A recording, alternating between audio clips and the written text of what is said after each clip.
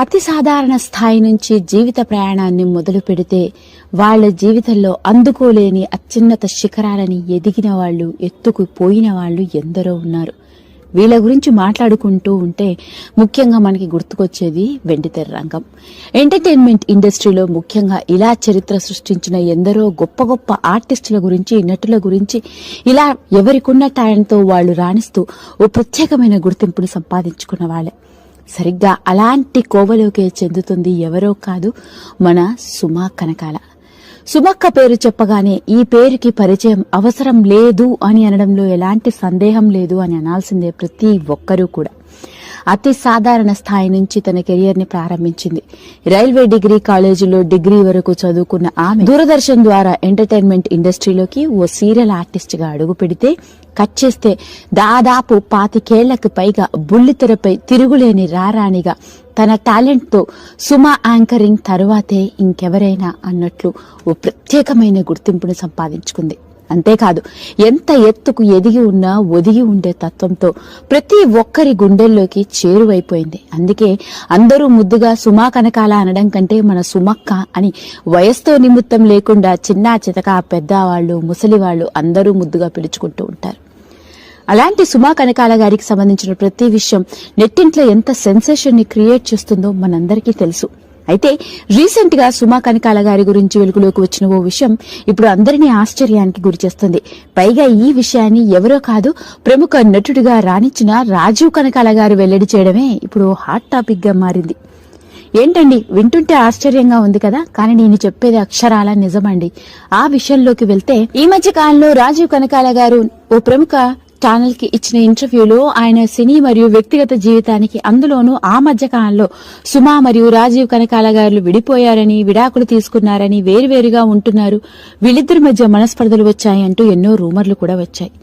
ఒకానొక సందర్భంలో వీళ్లు వేరువేరుగా ఉంటున్నారని, ఫ్యామిలీస్ తో కలిసి ఉండట్లేదన్న వార్తలు కూడా వచ్చాయి. అయితే ఇలాంటి నేపథ్యంలో సుమా గారితో ఉన్న అనుబంధం గురించి, మీ ఇద్దరి మధ్య ఎప్పుడైనా మనస్పర్ధలు వచ్చాయా, ఇలా ఎన్నో రూమర్స్ కూడా వచ్చాయి.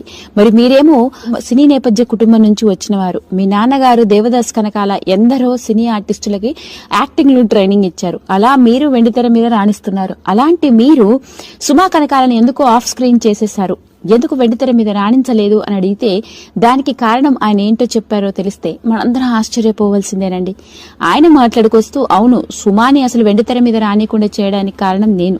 నిజంగా ఆ విషయంలో సుమాకి అన్యాయం జరిగిందేమో అని అనుకుంటుంది ఒక్కొక్కప్పుడు. ఎందుకు అంటే అప్పటికే సుమా బుల్లితెర రంగంలో పలు డైలీ టీవీ సీరియల్స్ లో నటించింది.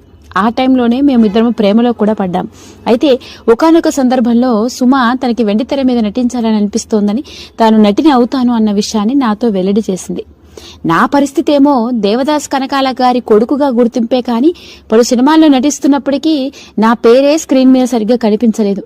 అలాంటిది నేనే సినిమా ఇండస్ట్రీలో కష్టాలు పడుతున్నవాణ్ణి, నాకు కొంచెం ఇండస్ట్రీ అనుభవం ఉన్నవాణ్ణి అవ్వడంతో సినిమాల్లోనా వద్దు అని అన్నాను. ఆ ఒక్క మాట అన్నాను అంతే. ఇక ఆ రోజు నుంచి దాదాపు 1.5 సంవత్సరాల పాటు మాటలు కట్టు. నేను ఫోన్ చేసినా ఎత్తేది కాదు, మాట్లాడేది కాదు. నాకేమో అర్థమయ్యేది కాదు. అరే ఇదేంటి, సినిమాల్లో నటిస్తాను అంటే వద్దు అన్నాను, దానికి నేను ఎందుకు వద్దన్నానో నన్ను సంజాయిసి చెప్పుకునే అవకాశం కూడా ఇవ్వకుండా ఇలా కట్ చేసి పడేసింది ఏందబ్బా అనుకున్నాను. కొన్ని రోజులు ప్రయత్నించి ఇక నేను కూడా ఊరుకున్నాను.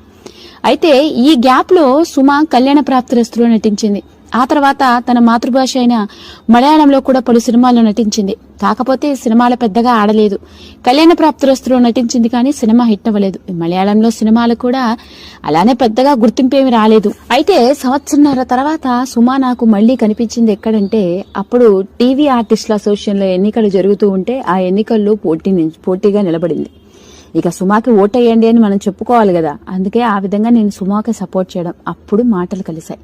అయితే అప్పుడు వరకు నన్ను అడగలేదు, ఎందుకు నన్ను సినిమాల్లో వద్దన్నావు అని. కానీ తనకి ఆ 1.5 సంవత్సరాల టైం అయితే సరిపోయింది అనుకుంటా. ఎందుకంటే కళ్యాణ ప్రాప్తిరస్తు హిట్ అవ్వలేదు. ఇక మలయాళంలో నటించిన సినిమాలు కూడా పెద్దగా గుర్తింపేమి రాకపోవడంతో బహుశా తానే అర్థం చేసుకుందేమో. కానీ నా ఉద్దేశం ఏంటంటే, నేను సినిమా ఇండస్ట్రీకి చెందిన వాడినే. నేనే అప్పటికి అవకాశాల కోసం పోలి సినిమాల్లో నటించినప్పటికీ సరైన పాత్రల కోసం కష్టపడుతున్న నేపథ్యం. సినిమా ఇండస్ట్రీ అంటేనే గ్లామరస్ ఇండస్ట్రీ, అది తనకి నప్పదు అన్నది నా ఉద్దేశం. తాను ఆ ఇండస్ట్రీలో నిలబడలేదు, తట్టుకోవడం కష్టం. అందుకే వద్దు, నీకు అప్పటికే యాంకర్గా చేతి నిండా బోలెడంత పని, బోలెడన్ని అవకాశాలు ఉన్నాయి కాబట్టి నువ్వు వద్దు అన్న ఉద్దేశంతో ఆ రోజు తాను అడిగిన ప్రశ్నకి అలా వద్దు అన్న ఒక మాట చెప్పేసరికి తాను గట్టిగా పట్టి నాతో మాట్లాడలేదు. అలా 1.5 సంవత్సరాల పాటు మా మధ్య మాటలు లేవు. బహుశా తను అనుకొని ఉంటుంది, పెళ్లికి ముందే వీడు నాకు ఇన్ని ఆక్షేపణలు పెడుతూ ఉన్నాడంటే ఇక పెళ్లి తర్వాత వీడు అసలు నన్ను గెలవనిస్తాడా అని. కానీ తర్వాత తనకు అర్థమైందిలేండి, ఎందుకంటే ఆ తర్వాత సినిమాలు పెద్దగా ఆడకపోవడంతో ఇక తాను గప్చుప్ అయిపోయింది అంటూ రాజీవ్ కనకాల గారు సుమ వెండితెర మీద ఎందుకు నటిగా రాలేదు, ఎందుకు నటించలేదు అన్న అసలు నిజాన్ని బయటపెట్టారు.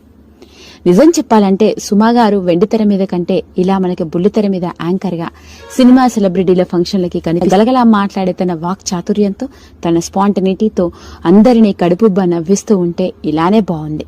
బహుశా సినిమాల్లో నటిస్తే ఇంత టాలెంట్ చూపించే అవకాశం వచ్చుండకపోవచ్చేమో, వచ్చిన పాత్రల్లో కూడా ఇంతగా నటించే ఛాన్స్ కూడా రాకపోవచ్చేమో. అలా కాబట్టే అన్నీ ఆలోచించి రాజీవ్ కనకాల గారు చెప్పుంటారు. అలా ఆయన ఆ రోజు చెప్పడం సుమా గారు చేసుకున్న అదృష్టం. అందుకే 1 కాదు 2 కాదు దాదాపు 25 ఏళ్ల పాటు బుల్లితెరపై తిరుగులేని ఏకైక యాంకర్ గా రాణిస్తోంది. అదండి అసలు సంగతి. సుమా కనకాల గారికి సంబంధించిన ఎన్నో విషయాలు ఎప్పటికప్పుడు వెలుగులోకి వస్తూ ఉంటాయి. ఎన్ని విషయాలు మనం విన్నా ఎప్పటికీ ఆ న్యూస్ ఇంట్రెస్టింగ్ గానే ఉంటుంది.